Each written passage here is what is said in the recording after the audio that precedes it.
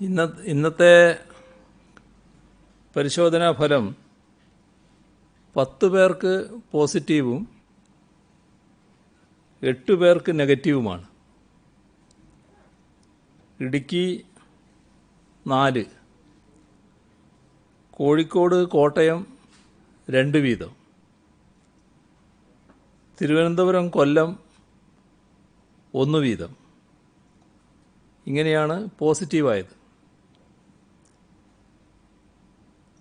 നെഗറ്റീവായത് കാസർഗോഡ് 6, മലപ്പുറം കണ്ണൂർ 1 വീതം. ഇന്ന് രോഗബാധ സ്ഥിരീകരിച്ച 10 പേരിൽ 4 പേർ അയൽ സംസ്ഥാനങ്ങളിൽ നിന്ന് വന്നവരാണ്. 2 പേർ വിദേശത്തു നിന്ന് വന്നവരും. സമ്പർക്കം മൂലം രോഗബാധ ഉണ്ടായത് 4 പേർക്കാണ്. ഇതുവരെ 447 പേർക്കാണ് രോഗം സ്ഥിരീകരിച്ചത്. അതിൽ 129 പേരാണ് ഇപ്പോൾ ചികിത്സയിലുള്ളത്.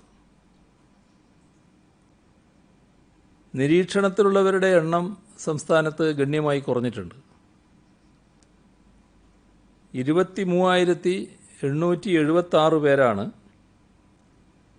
ഇപ്പോൾ നിരീക്ഷണത്തിലുള്ളത്. 23,439 പേർ വീടുകളിലാണ്. 437 പേർ ആശുപത്രികളിലുമാണ്. ഇന്ന് മാത്രം 148 പേരെ ആശുപത്രിയിൽ പ്രവേശിപ്പിച്ചു. ഇതുവരെ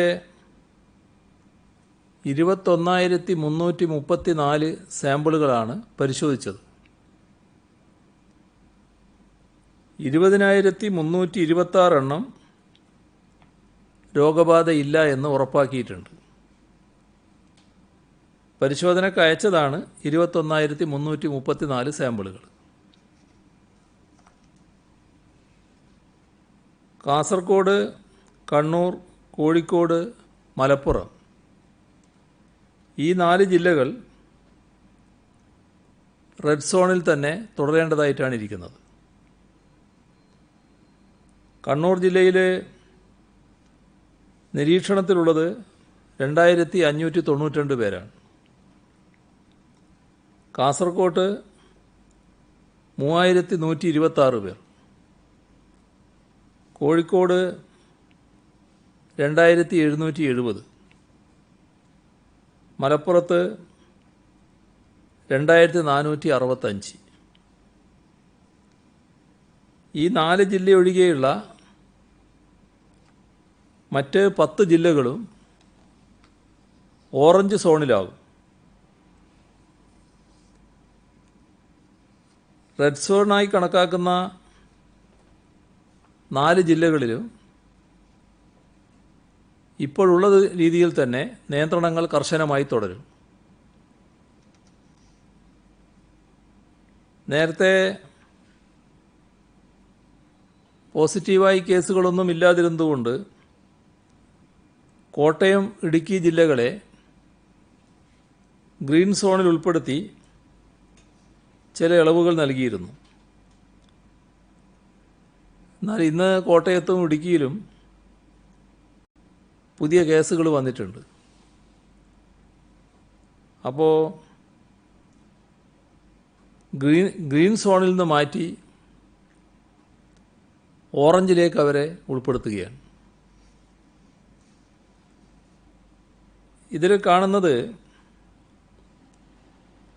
ഈ ഓറഞ്ച് മേഖലയിലുള്ള ഈ 10 ജില്ലകളിൽ ചെയ്യാൻ പോകുന്നത്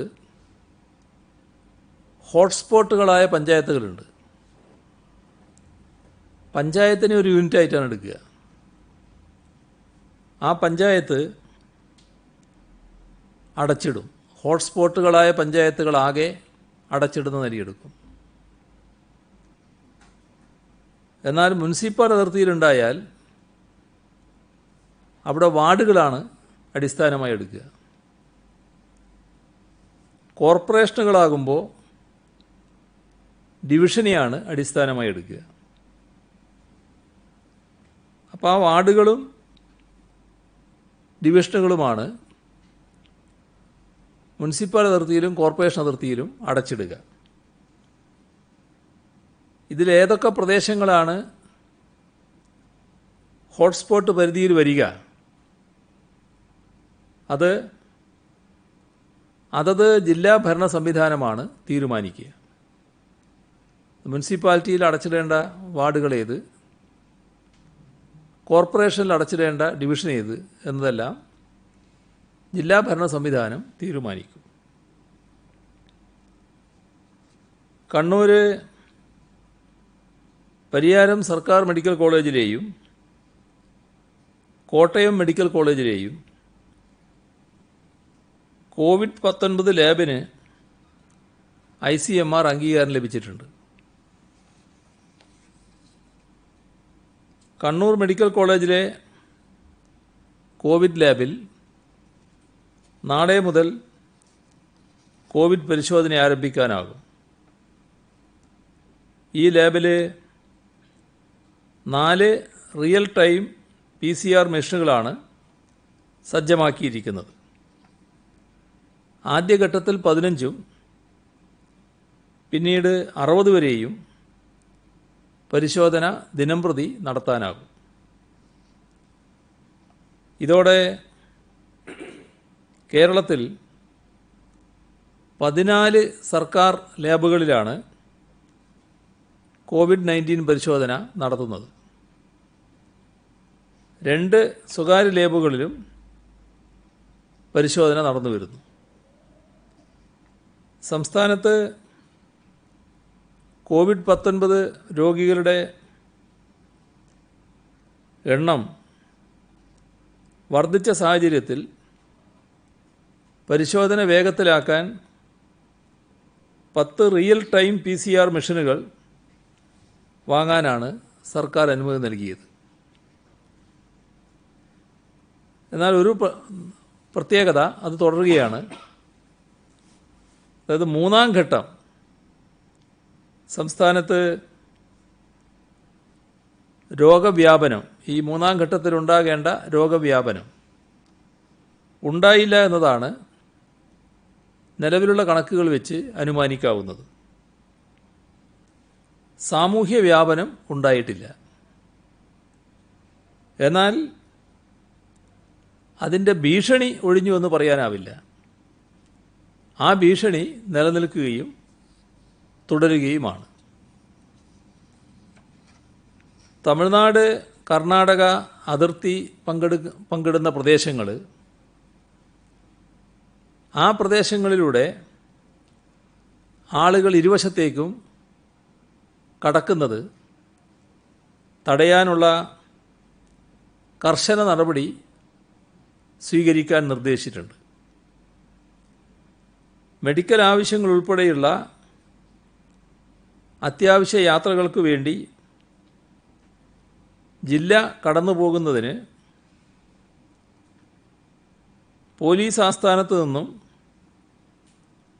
ജില്ലാ പോലീസ് മേധാവിമാരുടെ ഓഫീസിൽ നിന്നും എമർജൻസി പാസ് ലഭിക്കേണ്ടതായിട്ടുണ്ട്. അത്തരം ആളുകൾക്ക് മാത്രമേ ജില്ല കടന്നു പോകുന്നതിന് അനുമതിയുണ്ടാവും. കളിയിക്കാവിളയിൽ നിന്ന് അതിർത്തി കടന്നെത്തിയ തമിഴ്നാട് ഗവൺമെൻറ് സർവീസിലെ വനിതാ ഡോക്ടറെയും അവരെ അതിർത്തി കടത്താൻ സഹായിച്ച സംസ്ഥാന സർവീസിലെ ഡോക്ടറായ അവരുടെ ഭർത്താവിനെയും ക്വാറന്റൈൻ ചെയ്തിട്ടുണ്ട്. 2 പേർക്കുമെതിരെ കേരള പകർച്ചവ്യാധി ഓർഡിനൻസ് പ്രകാരവും IPC പ്രകാരവും കേസ് രജിസ്റ്റർ ചെയ്തിട്ടുണ്ട്. വാഹനങ്ങളിൽ അതിർത്തി കടക്കാൻ ശ്രമിച്ചതിന് കൊല്ലം ജില്ലയിലെ തെന്മല പോലീസ് സ്റ്റേഷനിൽ 4 കേസുകൾ രജിസ്റ്റർ ചെയ്തു. 5 പേരെ അറസ്റ്റ് ചെയ്ത് ജാമ്യത്തിൽ വിട്ടു. കേന്ദ്രീയ വിദ്യാലയം അധ്യാപിക വയനാട് അതിർത്തിയിലൂടെ കർണാടകയിൽ പ്രവേശിച്ച സംഭവത്തിൽ വൈത്തിരി പോലീസ് കേസ് രജിസ്റ്റർ ചെയ്ത് അന്വേഷണം ആരംഭിച്ചിട്ടുണ്ട്. നിലവിൽ അന്തർ സംസ്ഥാന യാത്ര സാധ്യമല്ല. പലർക്കും അത്യാവശ്യമുണ്ട്. പക്ഷേ ലോക്ക്ഡൗൺ നിബന്ധനകൾ ലംഘിക്കാനാവില്ല. കർക്കശമായി തന്നെ അനധികൃത യാത്രകൾ തടയും. സംസ്ഥാനത്തേക്കുള്ള ചരക്ക് നീക്കത്തിൽ വലിയ പ്രശ്നങ്ങളില്ല. 2254 ട്രക്കുകൾ ഇന്നലെ വന്നു. പഴം, പച്ചക്കറി ഇനങ്ങളിൽ വരവിൽ വലിയ പ്രശ്നങ്ങളില്ല. എല്ലാ ഇനത്തിൻ്റെയും സ്റ്റോക്ക് കൃത്യമായി പരിശോധിച്ച് സാധനങ്ങൾ സംഭരിക്കുന്നതിന് നിർദ്ദേശം നൽകിയിട്ടുണ്ട്. തൊഴിലുറപ്പ് പദ്ധതിയുടെ പ്രവർത്തനം ഈ ഘട്ടത്തിൽ ആകാവുന്നതാണ്. 5 പേരുള്ള ടീമെന്ന നിലക്ക് വർക്ക് സൈറ്റിൽ പ്രവർത്തിക്കാമെന്നാണ് നേരത്തെ നിർദ്ദേശിച്ചിരുന്നത്. എന്നാൽ ഇതിൽ ഒരു കൂട്ടർ ശ്രദ്ധിക്കേണ്ടതായിട്ടുണ്ട്. ഇപ്പോഴത്തെ ഈ വൈറസ് ബാധക്ക് വേഗത്തിൽ ഇരയാകുന്നത് പ്രായമുള്ള ആളുകളാണ്. 60 വയസ്സിന് മുകളിലൊക്കെയുള്ളവർക്ക് രോഗബാധക്കുള്ള സാധ്യത വളരെ കൂടുതലാണ്. അത് കണക്കിലെടുത്ത് ഈ തൊഴിലുറപ്പ് പദ്ധതിയുടെ ഭാഗമായി 60 വയസ്സിന് മുകളിൽ പ്രായമുള്ളവർ മെയ് 3 വരെ മാറി നിൽക്കുന്നതാണ് നല്ലത്. മറ്റെല്ലാവരും സുരക്ഷാ മാനദണ്ഡങ്ങൾ പാലിച്ചുകൊണ്ടാണ് പണി ചെയ്യേണ്ടത്. അത് ഉറപ്പാക്കും. മാസ്ക് ആവശ്യത്തിന് ലഭ്യമാകുന്നുണ്ട്. എന്തെങ്കിലും കുറവുകളുണ്ടെങ്കിൽ അത് പരിഹരിക്കുന്നതിന് നിർദ്ദേശം നൽകിയിട്ടുണ്ട്. കൃത്യമായി വിതരണം ചെയ്യാൻ സംവിധാനമുണ്ടാകും. ചിലരിപ്പോൾ കേരളത്തിലേക്ക് ആളെ കൊണ്ടുവരുന്നതിന് ചില കരാറുകൾ ഏറ്റെടുത്ത് പ്രവർത്തിക്കുന്നുണ്ട്. ഇപ്പോൾ കർണാടകയിൽ നിന്ന് പണം വാങ്ങി കേരളത്തിലേക്ക് എത്തിക്കാൻ ചില ഏജൻറ്റുമാർ സജീവമായി രംഗത്തിറങ്ങിയത് ശ്രദ്ധയിൽപ്പെട്ടിട്ടുണ്ട്. കർക്കശമായ നടപടി ഇക്കാര്യത്തിൽ സ്വീകരിക്കാൻ പോലീസിന് നിർദ്ദേശം നൽകിയിട്ടുണ്ട്. ഒരു കാര്യം റിപ്പോർട്ട് ചെയ്യപ്പെട്ടത് മൂന്നാറിൽ ഭിന്നശേഷിക്കാർക്ക് റേഷൻ നിഷേധിക്കുന്നു എന്ന വാർത്തയാണ്. ഇത് പ്രത്യേകമായി തന്നെ പരിശോധിക്കാൻ നിർദ്ദേശിച്ചിട്ടുണ്ട്. തെറ്റ് ചെയ്തെങ്കിൽ അവർക്കെതിരെ കർക്കശമായ നടപടിയും ഉണ്ടാകും. അതിർത്തി ചെക്ക് പോസ്റ്റുകളിൽ ഡോക്ടർമാരുടെ സാന്നിധ്യം ഉറപ്പാക്കും. രോഗബാധയുള്ളവർ കടന്നു വരുന്നുണ്ടോ എന്ന് പരിശോധിക്കുന്നതിനായി. മഴക്കാലപൂർവ്വ ശുചീകരണം, മാലിന്യ നിർമ്മാർജ്ജനം, ഇത്തരം കാര്യങ്ങളിൽ തദ്ദേശഭരണ സ്ഥാപനങ്ങൾ കൂടുതലായി ശ്രദ്ധിക്കുന്നതിന് നിർദ്ദേശം നൽകിയിട്ടുണ്ട്. പൈനാപ്പിള് കർഷകരിൽ നിന്ന് വാങ്ങുന്നുണ്ട്. അതിലൊരു പ്രശ്നം ഉയർന്നു വരുന്നത് പൈനാപ്പിളിൻ്റെ വിൽപ്പന വില കൂടുന്നത് വിൽപ്പനയെ പ്രതികൂലമായി ബാധിക്കുന്നുവെന്നാണ്. അത് പരിഹരിക്കാൻ ഇടപെടും. വ്യാജമദ്യത്തിൻ്റെ നിർമ്മാണവും ഉപഭോഗവും കൂടുകയാണ്. വലിയ അപകടമാണത്. എക്സൈസ് വകുപ്പ് ശക്തമായ നടപടികൾ സ്വീകരിക്കുന്നുണ്ട്. പല സാമൂഹിക പ്രശ്നങ്ങൾ പല സ്ഥലത്തു നിന്നായി റിപ്പോർട്ട് ചെയ്യപ്പെടുന്നുണ്ട്. ആത്മഹത്യകളുണ്ടാകുന്നു. വ്യാജമദ്യത്തിൻ്റെ വ്യാപനം ഒരു തരത്തിലും അനുവദിക്കില്ല. ഡൽഹിയിൽ നടന്ന തബ്ലീഗ് സമ്മേളനത്തിൽ പങ്കെടുത്ത് തിരിച്ചെത്തിയ മുഴുവൻ പേരെയും കണ്ടെത്തുകയും പരിശോധിക്കുകയും ചെയ്തിട്ടുണ്ട്. ഇക്കാര്യത്തിൽ ഒട്ടേറെ പ്രചരണങ്ങളും ബോധപൂർവമുള്ള വ്യാജ പ്രചരണങ്ങളും ശ്രദ്ധയിൽപ്പെട്ടതുകൊണ്ടാണ് ഇത് പ്രത്യേകമായി പറയുന്നത്. നിർമ്മാണ പ്രവർത്തനം പരിമിതമായ തോതിൽ അനുവദിച്ചിരിക്കുകയാണ്. അപ്പോൾ നിർമ്മാണ പ്രവർത്തനത്തിന് ആവശ്യമായ സിമൻറ്റ്, മണൽ, കല്ല് തുടങ്ങിയവ കിട്ടാൻ പ്രയാസം നേരിടുന്നുണ്ട്. ഇത് കണക്കിലെടുത്ത് ക്വാറികൾ നിയന്ത്രണ വിധേയമായി പ്രവർത്തിക്കാൻ അനുമതി നൽകുന്നതാണ്. കേന്ദ്ര സർക്കാർ ഖനനം അനുവദിച്ചിട്ടുണ്ട്. കേന്ദ്ര സർക്കാരിൻ്റെ മാർഗനിർദ്ദേശങ്ങൾക്കനുസൃതമായാണ് അനുമതി നൽകുക. സിമൻറ്റ് കടകളിൽ സൂക്ഷിച്ചിട്ടുണ്ട്. അത് കട്ട പിടിച്ചു പോകാതിരിക്കാൻ ആ കട തുറക്കാനും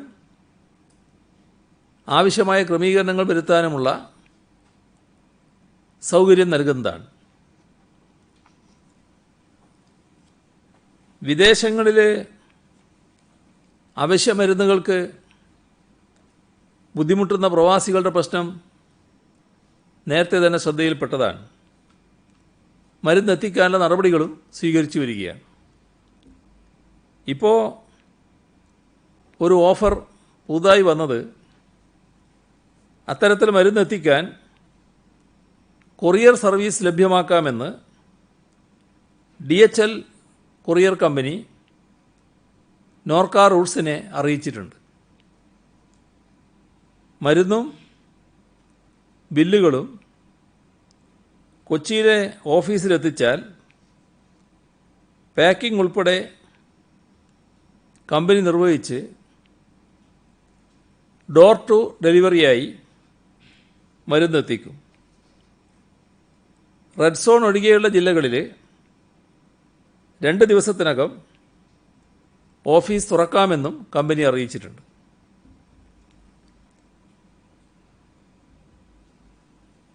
ഒരു പ്രശ്നം ശ്രദ്ധയിൽപ്പെട്ടതിനെ തുടർന്ന് സ്വീകരിച്ച നടപടി, ക്രിസ്ത്യൻ പള്ളികളിൽ നടക്കുന്ന വിവാഹങ്ങൾ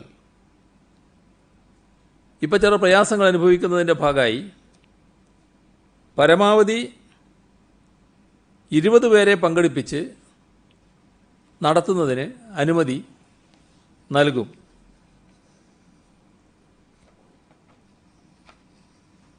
ആരോഗ്യ പ്രവർത്തകർ, പോലീസ്, ഹോം ഡെലിവറി നടത്തുന്ന ആളുകൾ, സന്നദ്ധ പ്രവർത്തകർ, അതിഥി തൊഴിലാളികൾ ഇവർക്കിടയിൽ റാൻഡമായി ആൻറ്റിബോഡി ടെസ്റ്റ് നടത്തും. സമൂഹവ്യാപനമില്ല എന്ന് ഉറപ്പാക്കാനാണിത്. ബുദ്ധിപരമായി വെല്ലുവിളികൾ നേരിടുന്ന കുട്ടികൾക്കായി പ്രവർത്തിക്കുന്ന സ്പെഷ്യൽ സ്കൂളുകൾക്ക് 23 കോടി രൂപ പ്രത്യേക ധനസഹായമായി നൽകുന്നുണ്ട്. ഈ സ്കൂളുകളെ എ, ബി, സി, ഡി ഗ്രേഡുകളാക്കി തിരിച്ചാണ് ഇത് നൽകുന്നത്. 12,500 ഖാദി തൊഴിലാളികൾക്ക് ഇൻകം സപ്പോർട്ട് സ്കീമിൽ ഉൾപ്പെടുത്തി 14 കോടി രൂപ അനുവദിച്ചു. ഖാദി മേഖലയിലെ നൂൽപ്പ്, നെയ്ത്ത് തൊഴിലാളികൾക്കാണ് പ്രയോജനം ലഭിക്കുക.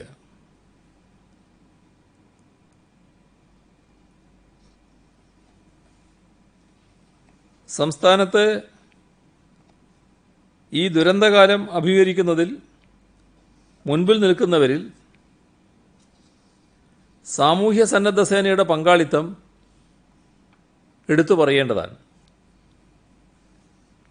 പ്രകൃതി ദുരന്തങ്ങളെ തുടർന്നാണ് ഏതൊരു പ്രതിസന്ധിയിലും സഹായത്തിനുണ്ടാകുന്ന ഒരു സാമൂഹ്യ സന്നദ്ധ സേന രൂപീകരിക്കാൻ സർക്കാർ തീരുമാനമെടുത്തത്. അത് ഇപ്പോൾ നാടിൻ്റെ ആകെ രക്ഷയ്ക്കായി പ്രയോജനപ്പെടുകയാണ്. 2020 ജനുവരി 1 സന്നദ്ധ സേന ഡയറക്ടറേറ്റ് രൂപീകരിച്ചത്. ഓരോ 100 പേർക്കും ഒരു സാമൂഹിക സന്നദ്ധ പ്രവർത്തകൻ എന്ന നിലയിൽ 3,40,000 അംഗങ്ങളാണ് പദ്ധതിയുടെ ലക്ഷ്യം. നിലവിൽ 3,30,216 അംഗങ്ങളാണ് സന്നദ്ധ സേനയിൽ രജിസ്റ്റർ ചെയ്തിട്ടുള്ളത്.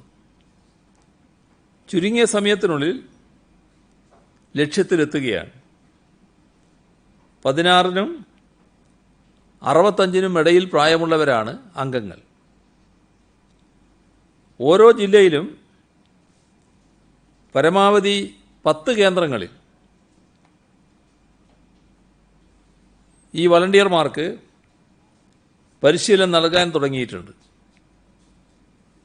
കോവിഡ്-19 പരിശീലനത്തിന് തടസ്സം നേരിട്ടെങ്കിലും സന്നദ്ധ സേന രജിസ്ട്രേഷനിൽ വലിയ പുരോഗതിയാണ് ഉണ്ടായത്. കോവിഡ്-19 പ്രതിരോധത്തിനായി 38,000 സന്നദ്ധ പ്രവർത്തകർക്ക് പാസുകൾ അനുവദിച്ചു. സാമൂഹിക അടുക്കളയുടെ നടത്തിപ്പ്, പച്ചക്കറി വിത്ത് വിതരണം, മരുന്ന് വിതരണം, രക്തദാനം തുടങ്ങിയ മേഖലകളിൽ സുത്യർഹമായ സേവനമാണ് സന്നദ്ധ പ്രവർത്തകർ നടത്തുന്നത്. നിലവിൽ സന്നദ്ധ സേനയിൽ 2,62,104 പുരുഷന്മാരും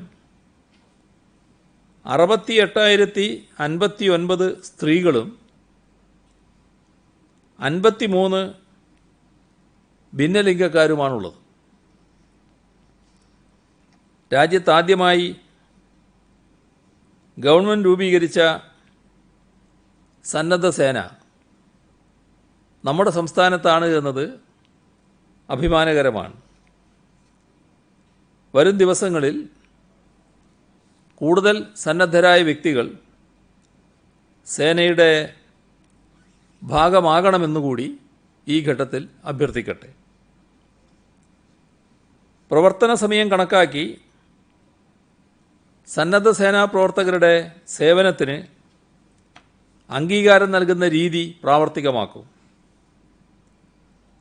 ദുരന്ത ലഘൂകരണത്തിനാവശ്യമായ പരിശീലനം സംസ്ഥാന ദുരന്ത നിവാരണ അതോറിറ്റിയുമായി സഹകരിച്ച് അവർക്ക് ലഭ്യമാക്കും. നമ്മുടെ സംസ്ഥാനത്തെ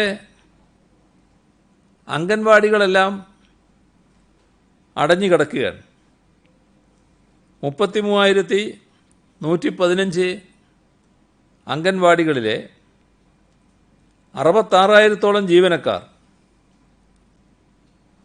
കോവിഡ് പ്രതിരോധ പ്രവർത്തനങ്ങളിൽ സജീവമായി പങ്കെടുക്കുന്നുണ്ട്. സംസ്ഥാനത്തെ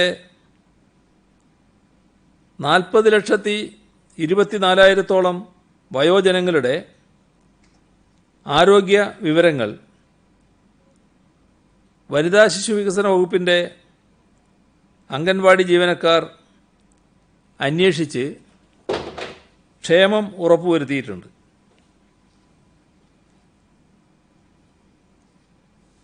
പൂർണ്ണമായും ഡിജിറ്റലായി സ്മാർട്ട് ഫോണുകൾ വഴിയാണ് അംഗൻവാടി ജീവനക്കാർ ബൃഹത്തായ വിവരശേഖരണം നടത്തുന്നത്. ഇതിൽ ആശ്വാസകരമായൊരു കാര്യം, വയോജനങ്ങളിൽ 89% പേരുടെയും ആരോഗ്യം തൃപ്തികരമാണ് എന്നതാണ്. മോശം ആരോഗ്യാവസ്ഥയിലുള്ള 11% വയോജനങ്ങളുടെ വിവരങ്ങൾ ബന്ധപ്പെട്ടവർക്ക് നൽകി മതിയായ ചികിത്സ നൽകി വരികയാണ്. ഈ മേഖല ഇന്നത്തെ സാഹചര്യത്തിൽ പ്രത്യേകം ശ്രദ്ധിക്കേണ്ട ഒരു കാര്യമാണ്. വയോജനങ്ങളുടെ കാര്യത്തിൽ പ്രത്യേക ശ്രദ്ധയും കരുതലും ഉണ്ടാവണം. ഏറ്റവും വേഗത്തിൽ രോഗം ബാധിക്കാനിടയുള്ളവർ എന്ന നിലയിൽ പ്രത്യേകമായ കരുതൽ വയോജനങ്ങളുടെ കാര്യത്തിൽ സർക്കാർ തന്നെ ഏർപ്പെടുത്തുകയാണ്. ലോക്ക്ഡൗൺ സാഹചര്യത്തിൽ റെയിൽവേയുടെ സഹായം സംസ്ഥാനത്തിന് മികച്ച രീതിയിൽ ലഭിച്ചിട്ടുണ്ട്. ഗൂഡ്സ് ട്രെയിൻ വഴി ചരക്ക് നീക്കം കാര്യക്ഷമമായി നടന്നു വരികയാണ്. ഭക്ഷ്യധാന്യങ്ങൾ, പയർവർഗ്ഗങ്ങൾ, അവശ്യവസ്തുക്കൾ ഇവയെല്ലാം ഈ വഴി എത്തിക്കുന്നുണ്ട്. 2,90,000 ടൺ ഭക്ഷ്യവസ്തുക്കൾ ഏപ്രിൽ 1 മുതൽ 22 വരെ എത്തിച്ചു. ചുരുങ്ങിയ അളവിലുള്ള ചരക്ക് നീക്കം സാധ്യമാക്കാൻ പ്രതിദിന പാർസൽ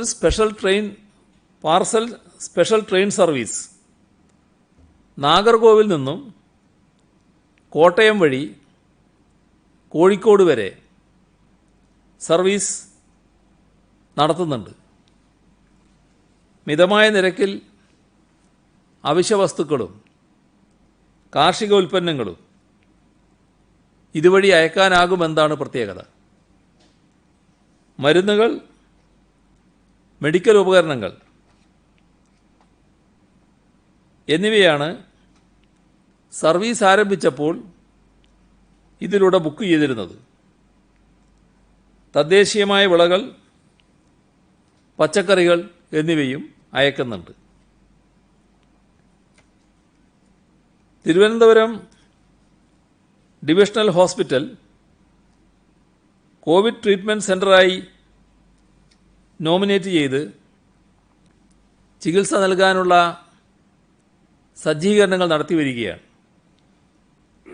ഇതിന് 152ഓളം മെഡിക്കൽ ജീവനക്കാരെ താൽക്കാലികമായി നിയമിക്കാൻ നടപടി സ്വീകരിച്ചിട്ടുണ്ട്. ഇത് റെയിൽവേ പ്രത്യേകമായി അറിയിച്ചതാണ്. തിരുവനന്തപുരം ഡിവിഷനിൽ 60ഉം പാലക്കാട് ഡിവിഷനിൽ 32ഉം മെഡിക്കൽ ഐസൊലേഷൻ വാർഡ് കോച്ചുകൾ സജ്ജമാക്കിയിട്ടുണ്ട് എന്ന വിവരവും അറിയിച്ചിട്ടുണ്ട്. കോവിഡ്-19 പ്രതിരോധിക്കാൻ നമ്മുടെ വ്യവസായ മേഖല പ്രശംസനീയമായി ഇടപെട്ടിട്ടുണ്ട്. ലോകം മുഴുവൻ മെഡിക്കൽ വസ്തുക്കളായ PPE kit, N95 mask, ventilator എന്നിവയ്ക്ക് ക്ഷാമം നേരിടുമ്പോൾ കേരളത്തിലെ വ്യവസായികൾ അവ സ്വയം ഉൽപ്പാദിപ്പിക്കാൻ സന്നദ്ധരായി. ഇത് സംസ്ഥാനത്തിൻ്റെ ആകെ നേട്ടമാണ്. കൊച്ചി ആസ്ഥാനമായുള്ള കിറ്റക്സ് ഗാർമെൻറ്റ് PPE കിറ്റ് വികസിപ്പിച്ചെടുത്തിട്ടുണ്ട്. കേന്ദ്ര സർക്കാർ നിഷ്കർഷിച്ച മാനദണ്ഡപ്രകാരം നിർമ്മിച്ചതാണിവ. പ്രതിദിനം 20,000 കിറ്റ് ഉണ്ടാക്കാനുള്ള ശേഷി ഇവർക്കുണ്ട്. മറ്റൊരു പ്രധാന നേട്ടം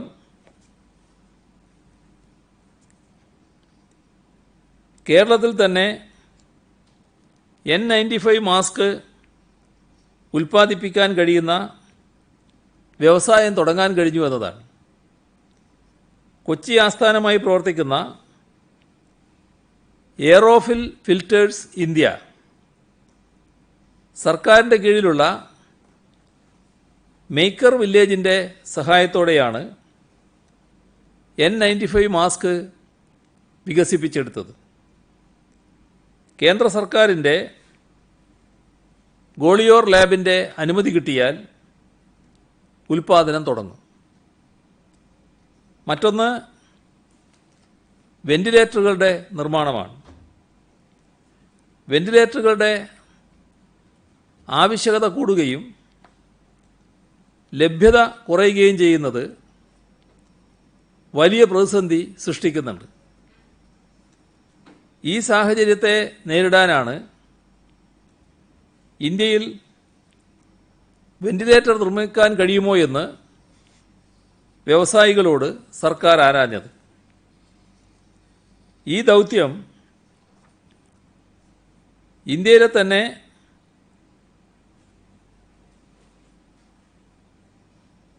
ഇലക്ട്രോണിക്സ് മേഖലയിൽ പ്രവർത്തിക്കുന്ന നെസ്റ്റ് ഗ്രൂപ്പ് ഏറ്റെടുത്തു. അവരുടെ കൊച്ചിയിലെ ഗവേഷണ കേന്ദ്രത്തിലെ എഞ്ചിനീയർമാരുടെ പരിശ്രമഫലമായി 10 ദിവസങ്ങൾക്കുള്ളിൽ തന്നെ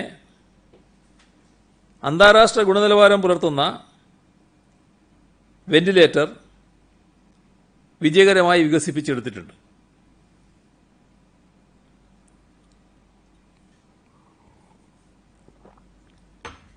കേരളത്തിലെ വിദഗ്ധ ഡോക്ടർമാർ ഈ വെന്റിലേറ്ററിൻ്റെ പ്രവർത്തനം വിലയിരുത്തുകയും സംതൃപ്തി രേഖപ്പെടുത്തുകയും ചെയ്തതായാണ് അറിയാൻ കഴിഞ്ഞത്. നിയമാനുസൃതമായ എല്ലാ അനുമതികളും കരസ്ഥമാക്കി ഉയർന്ന ഗുണനിലവാരത്തോടും വിലക്കുറവോടും കൂടി ഈ വെന്റിലേറ്റർ ലഭ്യമാക്കാൻ സാധ്യമാകുമെന്നാണ് മനസ്സിലാക്കുന്നത്. അതേപോലെ തന്നെ സർജിക്കൽ ഗ്ലൗസിൻ്റെ ഉൽപ്പാദനം സംസ്ഥാനത്ത് മികച്ച രീതിയിൽ നടക്കുന്നുണ്ട്. കിൻഫ്ര പാർക്കിലെ യൂബിയോഗൈ കമ്പനി COVID-19 ടെസ്റ്റ് കിറ്റ് വികസിപ്പിച്ച് ICMR അംഗീകാരത്തിന് അയച്ചിരിക്കുകയാണ്. ഇതെല്ലാം COVID-19 കാലത്തെ നേരിടാൻ നമ്മുടെ വ്യവസായ ലോകം എങ്ങനെയെല്ലാം തയ്യാറെടുക്കുന്നു എന്നതിൻ്റെ തെളിവ് കൂടിയാണ്. കേരളത്തിൽ കുടുങ്ങിപ്പോയ ബ്രിട്ടീഷ് പൗരന്മാർക്ക് സ്വദേശത്തേക്ക് പോകുന്നതിന് നൽകിയ സഹായത്തിനും പിന്തുണയ്ക്കും കേരള സർക്കാരിനും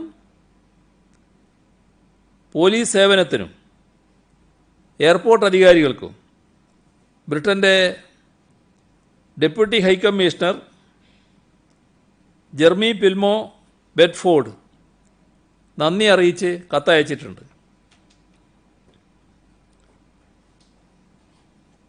എറണാകുളം ജനറൽ ആശുപത്രിയിൽ ചികിത്സയിലായിരുന്ന ബ്രയാൻ ലോക്ക്വുഡിനോടും ഭാര്യയോടും താൻ സംസാരിച്ചുവെന്നും അവിടെ ലഭിച്ച മികച്ച ചികിത്സയെ നന്ദിപൂർവ്വം അവർ സ്മരിച്ചുവെന്നും കത്തിൽ പറയുന്നു.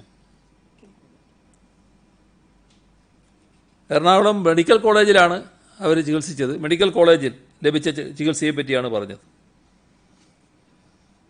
വിശുദ്ധ റമദാൻ മാസം തുടങ്ങുകയാണ്. അതിനൊരുങ്ങുന്ന എല്ലാ സഹോദരങ്ങൾക്കും ആദ്യമായി ആശംസ നേരട്ടെ. നോമ്പുകാലത്ത് റെസ്റ്റോറൻറ്റുകൾക്ക് പാഴ്സൽ വിതരണം ചെയ്യുന്നതിനുള്ള സമയം നീട്ടി നൽകും. ഹോം ഡെലിവറിയാണ്. രാത്രി 10 മണി വരെ ഹോം ഡെലിവറി അനുവദിക്കും. പഴവർഗ്ഗങ്ങളുടെയും മറ്റും വില വർദ്ധിക്കാതിരിക്കാൻ പ്രത്യേകം ശ്രദ്ധിക്കാൻ നിർദ്ദേശം നൽകിയിട്ടുണ്ട്. മുൻ എംപിമാർ, MLA മാർ എന്നിവരോട് മുഖ്യമന്ത്രിയുടെ ദുരിതാശ്വാസ നിധിയിലേക്ക് സംഭാവന നൽകണമെന്നുകൂടി ഈ ഘട്ടത്തിൽ അഭ്യർത്ഥിക്കട്ടെ. ഇവരിൽ ചിലർ ഇപ്പോൾ തന്നെ സംഭാവന നൽകിയിട്ടുണ്ട്. വർക്കല നിയോജക മണ്ഡലത്തിലെ വിവിധ സഹകരണ ബാങ്കുകളും സ്ഥാപനങ്ങളും വ്യക്തികളും ചേർന്ന് 57,85,056 രൂപ നൽകിയിട്ടുണ്ട്. കോഴിക്കോട് കക്കട്ടിൽ റൂറൽ സഹകരണ ബാങ്ക് ജീവനക്കാർ അവരുടെ ശമ്പളവും ബാങ്ക് വിഹിതവും ചേർത്ത് 25 ലക്ഷം രൂപ നൽകുന്നു. കൊടുവള്ളി എളേറ്റിൽ പുല്ലടി ഷാജഹാൻ്റെ മകൻ ജഹലിൽ തൻ്റെ സുന്നത്ത് കർമ്മത്തിൻ്റെ സഹായമായി ലഭിച്ച 51,000 രൂപ കൈമാറിയിട്ടുണ്ട്. വഖഫ് ബോർഡ് ചെയർമാൻ TK ഹംസ സക്കാത്ത് ധനസഹായത്തിനായി മാറ്റിവെച്ചിരുന്ന 1,50,000 രൂപ കൈമാറിയിട്ടുണ്ട്. വർക്കല റെയിൽവേ സ്റ്റേഷൻ മല്ലികാമന്ദിരത്തിൽ രവീന്ദ്രനാഥ് തൻ്റെ 1 വർഷത്തെ വികലാംഗ പെൻഷൻ തുക കൈമാറി. 2 കാലുകളും ചലനശേഷി നഷ്ടപ്പെട്ട അദ്ദേഹം വീൽചെയറിൻ്റെ സഹായത്തോടെയാണ് സഞ്ചരിക്കുന്നത്. പെരിങ്ങമല UP സ്കൂൾ വിദ്യാർത്ഥി അജു എസ് തൻ്റെ ഭിന്നശേഷി പെൻഷനായ 1,301 രൂപ കൈമാറി. നാവായിക്കുളം ഗവൺമെൻറ് ഹയർ സെക്കൻഡറി സ്കൂളിലെ 2 ബാച്ച് സ്റ്റുഡൻറ് കേഡറ്റുകൾ വിഷു കൈനീട്ടമായി ലഭിച്ച 11,000 രൂപ കൈമാറി. കക്കട്ടിൽ സ്വദേശി ഹൃദയകിരൺ, സൗഹൃദ് കിരൺ എന്നീ സഹോദരങ്ങൾ വിഷു കൈനീട്ടമായി ലഭിച്ച തുകയും മറ്റും ചേർത്ത് 25,000 രൂപ കൈമാറി. ബാലഗോകുലം വിവിധ ജില്ലകളിലെ കുട്ടികളിൽ നിന്ന് വിഷു കൈനീട്ടമായി സമാഹരിച്ച 4,63,087 രൂപ കൈമാറിയിട്ടുണ്ട്. കൊല്ലം മനോവികാസ് സ്പെഷ്യൽ സ്കൂളിലെ കുട്ടികൾ തങ്ങൾക്ക് വിഷു കൈനീട്ടമായി ലഭിച്ച തുക 76,341 രൂപ കൈമാറി. കരുനാഗപ്പള്ളി പോക്കാട്ടുത്തറയിൽ ഗോപാലൻ തൻ്റെ കർഷക തൊഴിലാളി പെൻഷൻ തുകയും വിഷു കൈനീട്ടവും ചേർത്ത് 10,001 രൂപ കൈമാറി. അടൂർ വില്ലേജിലെ വളക്കിരയിലെ കർഷകൻ AB അഹമ്മദ് അലി 3 ലക്ഷം രൂപ നൽകുകയുണ്ടായി. ഇത്രയുമാണ് ഇന്ന് പറയാനുള്ളത്.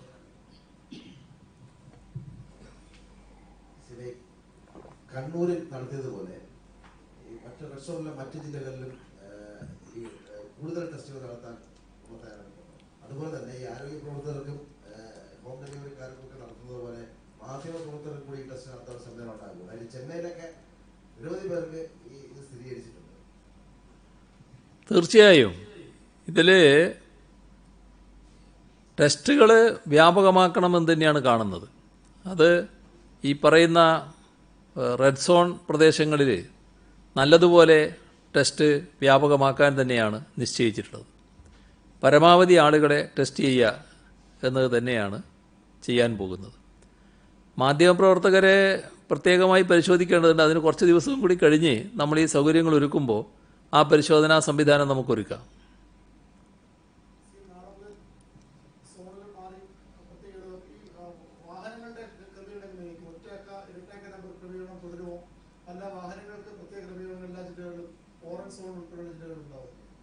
വാഹനങ്ങളുടെ കാര്യത്തിൽ ഇപ്പോഴുള്ള നിയന്ത്രണം അത് പൂർണ്ണമായിട്ട് അവസാനിപ്പിക്കാനാവില്ല. കാരണം ഈ വലിയ തോതിൽ വാഹനങ്ങൾ ഇറങ്ങുന്നത് നമുക്ക് പ്രയാസങ്ങൾ ഉണ്ടാക്കുന്നതാണ്. അതുകൊണ്ടാണ് പട്ടണങ്ങളിൽ ആ തരത്തിലുള്ള ഒരു സംവിധാനം നമ്മൾ ഒരുക്കിയിട്ടുള്ളത്. അത് തുടരേണ്ടതായിട്ട് വരും. പിന്നീടുള്ളത് ക്രമത്തിൽ നമുക്ക് തീരുമാനിക്കുന്നതായിരിക്കും നന്നാവുക. രണ്ട് കാര്യങ്ങൾ. ഒന്ന്, നമ്മൾ നിലവിൽ ഓറഞ്ച് എ ബി സോൺ എന്ന രീതിയിൽ വേർതിരിച്ചിട്ടുണ്ട്. അങ്ങനെ ഇനി ഉണ്ടാവോ? ഇല്ല, ഇല്ല, ഇനിയില്ല. ഓക്കെ, കണ്ണൂരിൽ ഇപ്പൊ നിലവിൽ അതീവ സുരക്ഷയാണ് ഏർപ്പെടുത്തിയിരിക്കുന്നത്, പരിശോധന അടക്കം. ആ രീതിയിലുള്ള പരിശോധന അപ്പം റെഡ് സോണിലെ എല്ലാ ജില്ലകളിലും നമ്മൾ തുടരും. റെഡ് സോണിലെ പരിശോധന വളരെ കർക്കശമാക്കും. അവിടെ ശക്തമായിട്ടുള്ള ഇടപെടൽ തുടരും. കാരണം ഇനി അങ്ങോട്ട് വ്യാപിക്കാതിരിക്കേണ്ടതായിട്ടുണ്ട്. അതിന് കൂടുതൽ കർക്കശമായ നടപടികൾ സ്വീകരിച്ചു പോകും. ഗൾഫിൽ നിന്ന് പ്രവാസികളുടെ ചോദിച്ചോ, കേൾക്കുന്നുണ്ട്. ഗൾഫിൽ നിന്ന് പ്രവാസികളുടെ മൃതദേഹം കൊണ്ടുവരാൻ ഇന്നൊരു പുതിയ restrictions guide lines central government പുറത്തിറക്കിയിട്ടുണ്ട്. അത് കാരണം കുറെ മൃതദേഹങ്ങളിൽ കൂടെ കൊണ്ടുവരാൻ പറ്റുന്നില്ല എന്നുള്ളൊരു പ്രശ്നമുണ്ട്. ഒന്ന്. രണ്ടാമത്തെ ചോദ്യം, ഈ ആന്റിബോഡി ടെസ്റ്റ് നമ്മൾ കൂടുതൽ വ്യാപിക്കും സാമൂഹിക വ്യാപനത്തിന്റെ തടയുന്നതിന്റെ ഭാഗമായിട്ടെന്ന് തോന്നുന്നു. പക്ഷെ ഇപ്പോൾ ICMR തന്നെ പറയുന്നത് ആന്റിബോഡി ടെസ്റ്റ് ഒട്ടും ഫലപ്രദമല്ല. അപ്പം നമുക്കൊക്കെ സെൻട്രൽ ഗവൺമെന്റിന് കിട്ടിയ കിറ്റുകൾ ഫാൾസ് റിസൾട്ട് ആണ് ഉണ്ടാകുന്നതെന്ന് കൂടി പറഞ്ഞു. ഈ രണ്ട് ചോദ്യം. ഇതിൽ ആദ്യത്തെ കാര്യത്തിൽ നമ്മുടെ നാട്ടിൽ എപ്പോഴും ഈ മരണപ്പെട്ടു പോയാലും അവരുടെ മൃതശരീരം ഇവിടെ എത്തി സംസ്കരിക്കണമെന്നാണ് കുടുംബങ്ങളും സാധാരണ നാട്ടുകാരും എല്ലാം ആഗ്രഹിക്കുന്നത്. അതിൻ്റെ ഭാഗമായി മരണപ്പെടുന്ന ആളുകളുടെ മൃതദേഹം ഇങ്ങോട്ട് കൊണ്ടുവരുന്ന നിലയാണ് എല്ലാ കാലത്തും സ്വീകരിച്ചിട്ടുള്ളത്. ഇതിപ്പോൾ തുടരണം എന്ന് നേരത്തെ തന്നെ ഈ കോവിഡ് ഘട്ടത്തിലും നമ്മുടെ ചരക്ക് വിമാനങ്ങൾ വരുന്നുണ്ട്. അതിനകത്ത് കൊണ്ടുവരാൻ സാധിക്കും. അങ്ങനെ ചില ഇത് കൊണ്ടുവന്നിട്ടുണ്ട്. ആ സൗകര്യം ലഭ്യമാകണം എന്നായിരുന്നു നേരത്തെ പ്രധാനമന്ത്രിയോടും കേന്ദ്ര ഗവൺമെൻറ്റിനോടൊക്കെ ആവശ്യപ്പെട്ടിരുന്നത്. ഇത്തരമൊരു തീരുമാനം ഇപ്പോൾ കേന്ദ്ര ഗവൺമെൻറ്റേതായി പുറത്തു വന്നത് സംസ്ഥാന സർക്കാരിൻ്റെയും ശ്രദ്ധയിലുണ്ട്. ഈ കാര്യം വീണ്ടും പ്രധാനമന്ത്രിയുടെ ശ്രദ്ധയിൽപ്പെടുത്താനാണ് ഉദ്ദേശിക്കുന്നത്.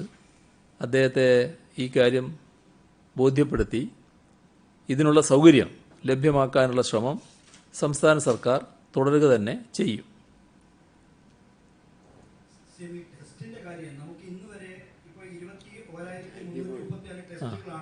അല്ല ഈ ആൻറ്റിബോഡിയുടെ കാര്യം ഞാൻ പറഞ്ഞില്ല. രണ്ട് ചോദ്യം വന്നതുകൊണ്ടാണ്. നേരത്തെ ചോദിച്ച ചോദ്യത്തിൽ ആൻറ്റിബോഡി കാര്യം പറഞ്ഞല്ലോ. അതിൽ നാം കാണേണ്ടത് ഇപ്പോൾ ഈ പരിശോധനയ്ക്ക് വേണ്ടി വന്ന സംവിധാനങ്ങൾ, ആ കിറ്റുകൾ, അത് ഗുണകരമല്ല എന്നാണ് ICMR പറഞ്ഞത്. ആൻറ്റിബോഡി ടെസ്റ്റേ പാടില്ല എന്നുള്ള നിലപാടല്ല ICMR എടുത്തിട്ടുള്ളത്. അപ്പോൾ ആൻറ്റിബോഡി ടെസ്റ്റ് ഗുണകരമായ തരത്തിൽ നടത്തുക എന്നതാണ് ഉദ്ദേശിക്കുന്നത്. അതിനുള്ള സംവിധാനങ്ങൾ ICMRൻ്റെ കൂടി സഹായത്തോടെ ഒരുക്കാൻ തന്നെയാണ് കാണുന്നത്. അതിലൊരു പ്രയാസവും വരില്ല.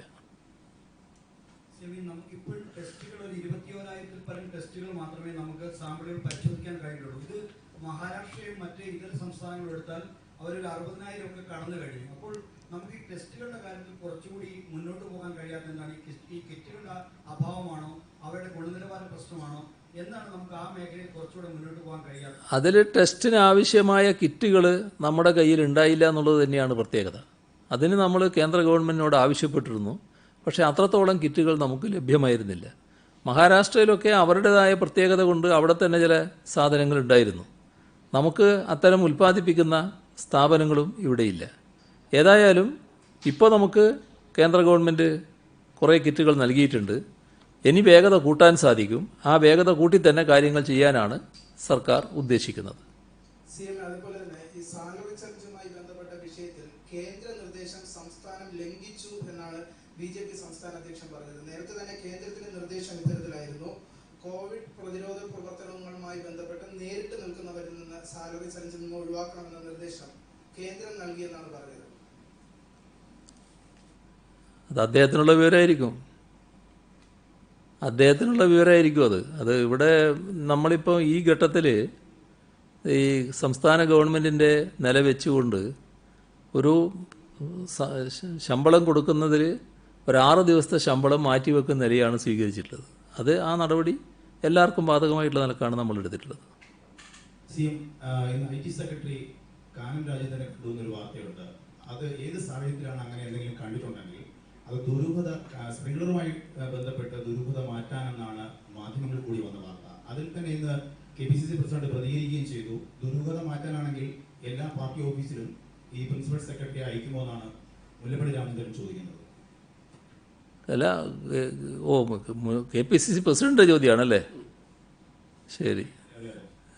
അപ്പോൾ അതിൽ അദ്ദേഹം എന്തുകൊണ്ട് കണ്ടു എന്നൊക്കെയുള്ള കാര്യങ്ങൾ അദ്ദേഹത്തോട് ചോദിച്ചാൽ മാത്രമേ മനസ്സിലാക്കാൻ പറ്റൂ. ഞാനത് അന്വേഷിച്ചിട്ടില്ല.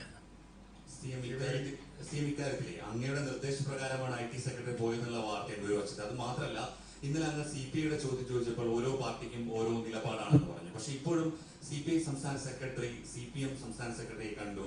ഈ വിഷയത്തിലുള്ള നേരത്തെയുള്ള പല കാര്യങ്ങളും ക്യാബിനറ്റ് ചർച്ച ചെയ്തില്ല, നിയമവകുപ്പിനെ കണ്ടില്ല, ഈ ഇടത് നയത്തിന് വിരുദ്ധമാണ് കാരണം എന്നീ സംശയങ്ങൾ അവർ ഉന്നയിക്കുന്നുണ്ട്. അങ്ങ് ഇത് കാര്യമില്ല എന്ന് പറഞ്ഞ് തള്ളിക്കളയുമ്പോൾ മുന്നണിയിലെ രണ്ടാം കക്ഷിയായ CPIക്ക് പോലും ഇക്കാര്യത്തിൽ കടുത്ത അതൃപ്തി നിലനിൽക്കുന്ന ഒരു സാഹചര്യമുണ്ട്.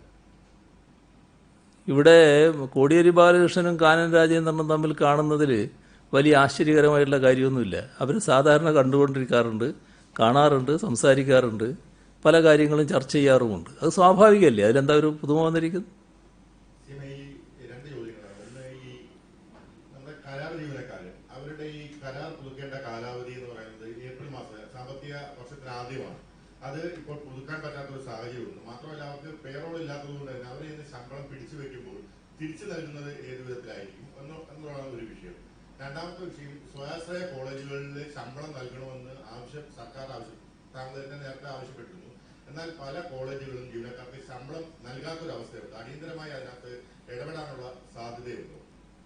കരാർ ജീവനക്കാരുടെ കാര്യത്തിൽ ഈ പറയുന്ന സാങ്കേതികത്വത്തിൻ്റെ ഭാഗമായി തൊഴിൽ നഷ്ടപ്പെട്ടു പോകുന്ന അവസ്ഥയുണ്ടാവില്ല. ഈ സന്ദർഭത്തിൽ അത്തരം കാര്യങ്ങളിലെല്ലാം പൊതുവെ ഇളവുകൾ അനുവദിക്കുകയാണ്. അപ്പോൾ അതിൻ്റെ കാലപരിധി നീട്ടിക്കൊടുക്കുന്നതിന് പ്രയാസം സ്വാഭാവികമായിട്ടും ഉണ്ടാവില്ല. പിന്നെ അവരുമായി ബന്ധപ്പെട്ട് ശമ്പളത്തിൻ്റെ കാര്യം, അതിൽ നിശ്ചിത സംഖ്യയിലധികം വരുമാനമുള്ളവരുടെ ഒരു ഭാഗം കട്ട് ചെയ്യുന്ന നിലയാണ് എടുക്കുക. അതാണ് നടപടിയായിട്ട് വരിക. ഇന്നലെ വിശദമായി സംസാരിച്ചിട്ടും ഈ സ്പ്രിംഗ്ലർ കരാറുമായി ബന്ധപ്പെട്ട ആ വിശദീകരണമൊന്നും പ്രതിപക്ഷത്തിന് തൃപ്തികരമല്ല. അവർ പറയുന്നത് അങ്ങേ പഴയ ലാവ്ലിൻ ബാധ പിടികൂടിയിരിക്കുന്നു. ഇപ്പോൾ CPM-ലെ വിഭാഗീയത ചൂണ്ടിക്കാട്ടി അങ്ങ് രക്തസാക്ഷി പരിവേഷത്തിന് ശ്രമിക്കുകയാണ്. എന്താണ് അങ്ങയുടെ മറുപടി? ഞാൻ എന്ത് പറയാനാണ് അതിനൊക്കെ? ഞാൻ പറഞ്ഞാൽ പഴയ കഥകളിലേക്ക് പോകേണ്ടി വരും. അത് പോണോ? ചിലപ്പോൾ നിങ്ങൾക്കറിയാത്ത ചില കഥകളും ഉണ്ടാകും ആ കൂട്ടത്തിൽ. കമല ഇൻ്റർനാഷണലിനെ പറ്റി കേട്ടിരുന്നോ? നിങ്ങൾ ചോദിച്ച ആളോടാണ് ഞാൻ ചോദിക്കുന്നത്. കേട്ടിനാ? അല്ല, കമല ഇൻ്റർനാഷണലിനെ പറ്റി കേട്ടിരുന്നോ? അല്ല, നിങ്ങൾ ഇപ്പോൾ കേൾക്കുന്നോന്നല്ല, കമല ഇൻ്റർനാഷണലിനെ പറ്റി നിങ്ങൾ നേരത്തെ കേട്ടിരുന്നോ? നിങ്ങൾക്ക് അറിയാമായിരുന്നോ? കമല ഇൻ്റർനാഷണൽ എന്ന് പറയുന്നത് എൻ്റെ ഭാര്യയുടെ പേര് കമല എന്നാണ്. അവരുടെ പേരിലുള്ള സ്ഥാപനം വിദേശത്ത് ഉണ്ട് എന്ന് പറഞ്ഞിട്ടുള്ള ആക്ഷേപമായിരുന്നു കേട്ടാ. പിന്നെ എൻ്റെ വീട്, അത് വലിയ രമ്യഹർമ്മ്യം പൊന്നാപുരം കോട്ട, ആ തരത്തിലുള്ള ഒരു ചിത്രം ചിലർ പ്രദർശിപ്പിച്ചത് അത് ചിലപ്പോൾ നിങ്ങളും കണ്ടിട്ടുണ്ടാവും, ഇല്ലേ? ഈ ഈ കഥകളിലേക്കൊക്കെ ഞാൻ പോണമെന്നാണോ പറയുന്നത്? അങ്ങനെ എന്തെല്ലാം ഏതെല്ലാം തരത്തിൽ. എൻ്റെ കുഞ്ഞുങ്ങൾ മകള് പഠിക്കാൻ പോയതിനെ പറ്റി വാർത്തയായിരുന്നു, ഓർമ്മയില്ലേ അത്? അവിടെ കോളേജിൽ ചേർന്നൊരു നമ്മുടെ കോയമ്പത്തൂരിലെ അമൃതാനന്ദമയിയുടെ കോളേജിലായിരുന്നല്ലോ ചേർന്നത്, അതിനെപ്പറ്റി വാർത്തയായിരുന്നു. അത് കഴിഞ്ഞ് പക്ഷെ ജോലി കിട്ടിയപ്പോൾ എന്തോ വാർത്ത വന്നില്ല. ജോലി കിട്ടിയത് ഒറാക്കള്ളായിരുന്നു. പിന്നെ അത് പിണറായി വിജയൻ്റെ സ്വാധീനം കൊണ്ടാണ് കിട്ടിയെന്ന് പറയാൻ പറ്റാത്തതുകൊണ്ട് ആ വാർത്തയൊന്നും വന്നില്ല. അത് പഠനം കഴിഞ്ഞ ഉടനെ തന്നെ ഒറാക്കള്ള ജോലി കിട്ടുക, അവിടെയാണ് ജോലി എടുക്കുന്നത്. അതൊരു ഭാഗം. പിന്നെ മകൻ്റെ പഠനം, എന്തെല്ലാം വാർത്തകളായിരുന്നു, ഏതെല്ലാം തരത്തിലായിരുന്നു, എങ്ങനെയൊക്കെയായിരുന്നു തിരിച്ചും മറിച്ചിട്ടും. ഇതൊക്കെ നമുക്ക് എല്ലാവർക്കും ഓർമ്മയുള്ളതല്ലേ. ലാവലിനും പിന്നെ അതിൻ്റെ ഭാഗമായിട്ട് എന്താ നടന്നത്? ഈ പറയുന്നവർ പറയണം, ഇവരെ ഏൽപ്പിച്ച വിജിലൻസുകാരെ അന്വേഷിച്ചിട്ട് ഇതിനകത്ത് തെളിവില്ല എന്ന് റിപ്പോർട്ട് ചെയ്തതാണ്. അവരാണ് റിപ്പോർട്ട് ചെയ്യുന്നത്, വിജിലൻസാണ് റിപ്പോർട്ട് ചെയ്യുന്നത് തെളിവില്ല എന്ന്. അതിൻ്റെ ശേഷമാണ് മന്ത്രിസഭയിൽ കൊണ്ടുപോയിട്ട് അന്വേഷിക്കാൻ CBI ഏർപ്പെടുത്തണം തീരുമാനിക്കുന്നത്. അതല്ലേ വസ്തുത? ഓർമ്മയില്ലേ അതൊന്നും? അതിൻ്റെ ഭാഗമായി എന്തെല്ലാം കള്ളത്തെളിവുകൾ ഉണ്ടാക്കാനായിരുന്നു ശ്രമിച്ചത്? കോടതിയുടെ വിശദമായ പരിശോധനയല്ലേ നടന്നത്? ആ പരിശോധനയുടെ ഭാഗമായിട്ടല്ലേ ഇത്തരമൊരു കേസ് പോലും നിലനിൽക്കില്ല എന്ന് തീരുമാനിക്കുന്നത്? അതിൻ്റെ മറ്റു കാര്യങ്ങളിലേക്ക് ഞാൻ പോകണോ? ഒന്നും മറന്നുപോയത് കൊണ്ടല്ല, എന്തിനാണിതൊക്കെ വെറുതെ പറഞ്ഞുകൊണ്ടിരിക്കുന്നത് എന്നുള്ളതുകൊണ്ട് പറയാതിരിക്കുന്നെന്ന് മാത്രമേ ഉള്ളൂ. അപ്പോൾ അതൊക്കെ എന്നെ വേട്ടയാടുന്നതല്ല. പക്ഷേ അത്തരം ഘട്ടങ്ങളൊക്കെ നേരിടുമ്പോഴും സ്വീകരിച്ച നിലപാടുണ്ട്. ആ സ്വീകരിച്ച നിലപാട് നിങ്ങൾക്കും അറിയാം, ഈ സമൂഹത്തിനും അറിയാം. അതുകൊണ്ട് എന്തെങ്കിലും ഒന്ന് ഉയർത്തിക്കൊണ്ടുവന്ന് ഇത് ഭയങ്കര കാര്യമാണെന്ന് പറഞ്ഞ് നമ്മളെ അങ്ങ് വല്ലാതെ ആക്കിക്കളയാമെന്നൊരു ധാരണ വേണ്ട. അതുമാത്രമേ ഞാൻ പറഞ്ഞിട്ടുള്ളൂ.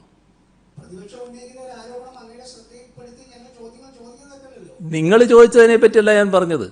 നിങ്ങൾ ചോദിക്കാൻ ഇടയായവരില്ലേ, അവരോടാണ് ഞാൻ പറഞ്ഞത്. അത് നിങ്ങളിലൂടെ പറയുന്നു എന്ന് മാത്രമേ ഉള്ളൂ. അപ്പോൾ നിങ്ങൾക്കും അത് ബാധകമാണ്, അത്രയേ ഉള്ളൂ. നിങ്ങളോട് ഞാൻ ഒരു അഭ്യർത്ഥനയെ നടത്തിയുള്ളൂ. നിങ്ങൾ അന്വേഷണാത്മക പത്രപ്രവർത്തകരാണ്, ഇതിനെക്കുറിച്ചെല്ലാം അന്വേഷിക്കും, എന്തെങ്കിലും തെളിവുണ്ടോ എന്ന് കണ്ടെത്തിക്കോളീൻ. അതിനാരൊക്കെ തടസ്സം? ഇനി തടസ്സം ഉണ്ടായാലും നിങ്ങൾക്ക് അന്വേഷിക്കാൻ പറ്റില്ലേ? അതല്ലേ സാധാരണ നിലക്ക് ചെയ്യേണ്ടത്.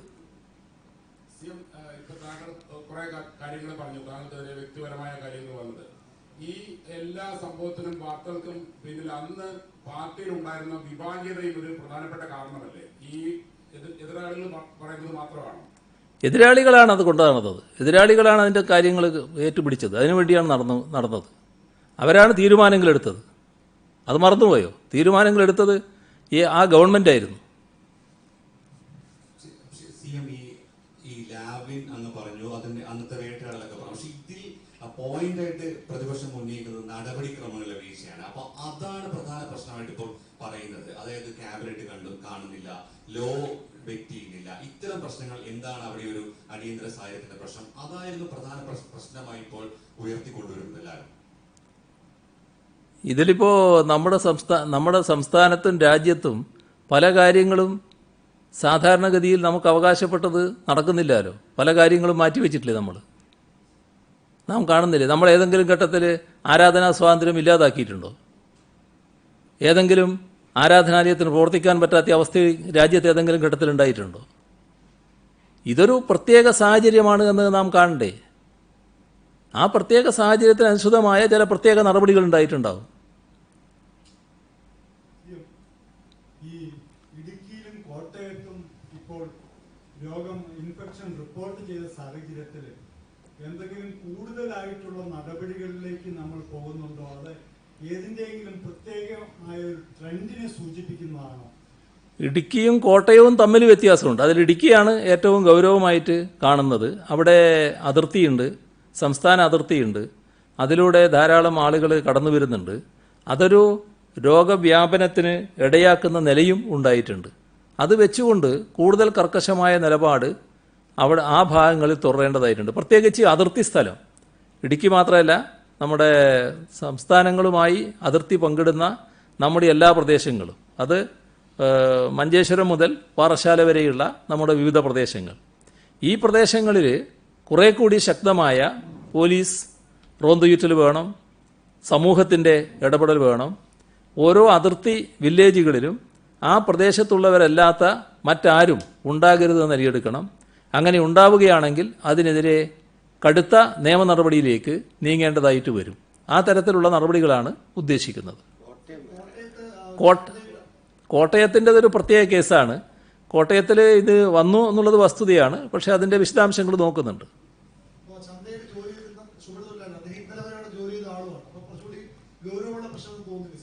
അല്ല, ഒരു കാര്യം സമയമില്ലാത്തതുകൊണ്ട് ഈ സ്വർണ്ണ പണയ സ്ഥാപനങ്ങൾ, സ്വകാര്യ സ്ഥാപനങ്ങളൊക്കെ പ്രവർത്തിക്കാൻ അനുമതിയുണ്ടോ? അതിലൂടെ ചിട്ടി കമ്പനികൾ, അങ്ങനെയുള്ള കമ്പനികൾക്ക് പ്രവർത്തിക്കാൻ അനുമതിയുണ്ടോ? അതുകൂടെ ചോദ്യം.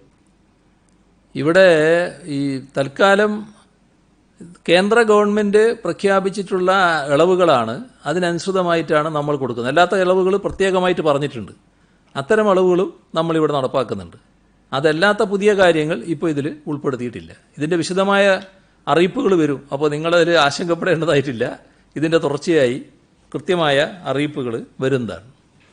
കോട്ടയത്തിൻ്റെ കാര്യം നിങ്ങൾ ചോദിച്ചു. കോട്ടയത്തിൻ്റെ കാര്യത്തിൽ കുറേ കൂടി ഗൗരവമായി തന്നെ ആ ഭാഗം പരിശോധിക്കുന്നുണ്ട്. നിങ്ങൾ പറഞ്ഞ മാർക്കറ്റിൻ്റെയും അതിൻ്റെ തുടർച്ചയായിട്ട് എന്താണ് സംഭവിച്ചത് എന്നുള്ളതും പരിശോധിക്കാനുള്ള സംവിധാനം ഒരുക്കിയിട്ടുണ്ട്.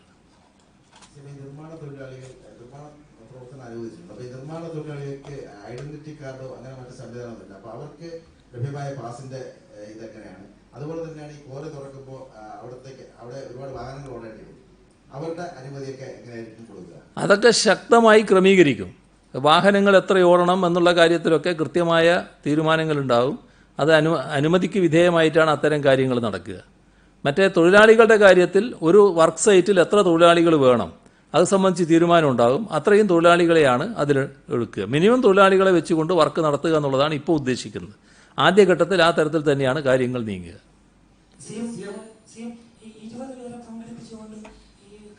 സമൂഹത്തിന് വിവാഹത്തിന്റെ ഇളവുകൾ നൽകിയിട്ടുണ്ട്. ഇത് ഇതേ നിയന്ത്രണത്തിൽ തന്നെ മറ്റു സമുദായങ്ങൾക്കും ഇളവുകൾ അനുവദിക്കുന്നുണ്ടോ? വിവാഹത്തിന് 20 പേരുടേത് എന്നുള്ളത് നേരത്തെ അനുവാദമുണ്ട്. വിവാഹത്തിനും പിന്നെ നമ്മുടെ ശവസംസ്കരണത്തിനും എല്ലാം 20 പേരാണ് ഉണ്ടാകേണ്ടത് എന്ന് നേരത്തെ പറഞ്ഞിട്ടുണ്ട്. ആ 20-ൽ കൂടാൻ പാടില്ല എന്നുള്ളത്. നമ്മളെ ധാരാളം ആളുകൾ കൂടുന്ന ചടങ്ങുകളാണല്ലോ ഇതൊക്കെ. അപ്പോൾ ഇവിടെ വന്ന വ്യത്യാസം എന്താണെന്ന് പറഞ്ഞാൽ, ക്രൈസ്തവ വിഭാഗത്തിൽ പള്ളിക്കകത്ത് വെച്ചാണ് കല്യാണം നടക്കാറുള്ളത് പലതും. അത് വിശ്വാസികളുടെ ഒരു വിശ്വാസവുമായി ബന്ധപ്പെട്ട പ്രശ്നമാണ്.